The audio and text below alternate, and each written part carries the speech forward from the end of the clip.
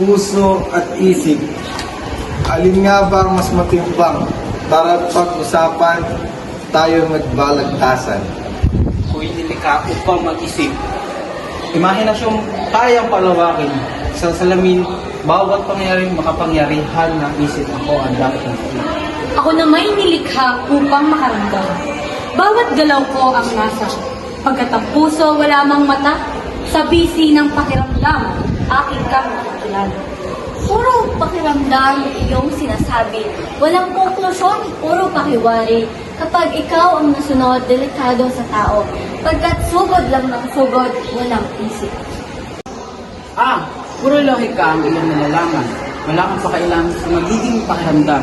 Ikaw ay mandi, pagmamahal ay di abot ng isip. Kapag puso ang nanaig, kakalunin ng isip.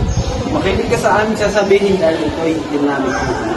Kung iyan talaga ang inyong nais, kapahamakay iyo'y nakakagtal. Ang isip alam ang tama, balanse kung magdesisyon. Hindi tulad ng puso na alam lang ang pagmamahal. Hindi tulad ng puso na laging nasasaktan. Oo, ginawa ako para magmahal, ngunit hindi para masaktan. Sadyang sensitibo lamang ang aking pakiramdam na dapat alagaan at dapat ingatan. Ang puso ay marunong umunawa.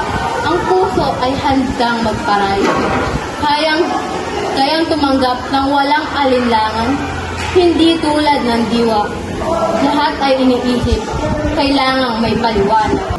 Parehas tama ang dalawang panig dahil laging magkasamang puso at isip.